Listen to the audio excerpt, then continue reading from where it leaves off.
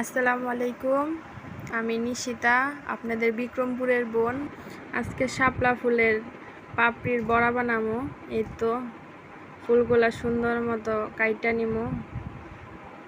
ফুলের পাপড়িগুলো অসম্ভব সুন্দর আছিল, কোনো জিনিসই ফালাই না আমি যেটা মনে করি। তেল, পেঁয়াজ আর লবণ সব পদের মশলা দিলে খাবারটা অসাধারণ হয়। এই তো আমি পাপড়িগুলা কাইটা নিতেছি। এটা রাত্রে কাটতেছি, কিন্তু বানাইছি বিকালে।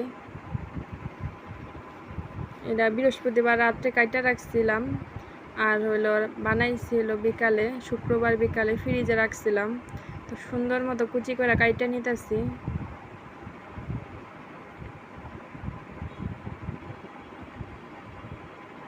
তো শাপলা ফুলের পাপড়িগুলো অসম্ভব সুন্দর। এখানে চাল ভিজাই নিছিলাম, চাল আর ডাল একসাথে, ভাতের চাল আর ডাল ভিজাই নিছি। এগুলো আমি ব্লেন্ডার করুম, আধা ভাঙ্গা করে ব্লেন্ডার করুম, যাতে কিছু দানা দানা থাকে আর কিছু মিক্সড হয়ে যায়। এই তো ব্লেন্ডার করে নিছি। এখন বড়ার মতো সব কিছু মাইখা নিমু, সব পদের মশলা দিয়া। এই তো পেঁয়াজ কাঁচামরিচ দিয়ে দিলাম পরিমাণ মতো। এই তো হলুদ মরিচ দিয়ে দিলাম 2 চামচের মতো। আমি যেভাবে রান্না করি সেভাবেই শেয়ার করি। রান্না করতে আমার ভালো লাগে, রান্না একটা আর্ট। একটু আদা রসুন দিয়ে দিলাম, লবণ দিলাম, লবণ আর একটু দিছিলাম পরে অফ ক্যামেরায়।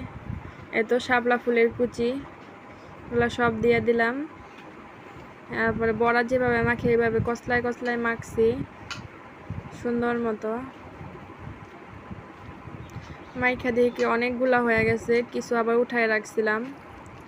আমার হাজব্যান্ড বলতেছে কিছু উঠায় রাখো, এতগুলা খাওয়া হইব না, এই জন্য আবার কিছু উঠায় রাখছিলাম। তো বাটিতে কইরা এতো এগুলা বানাইতেছি। তো বানাইতে চলে আসলাম। তো সয়াবিন তেল দিয়ে দিলাম সাদা,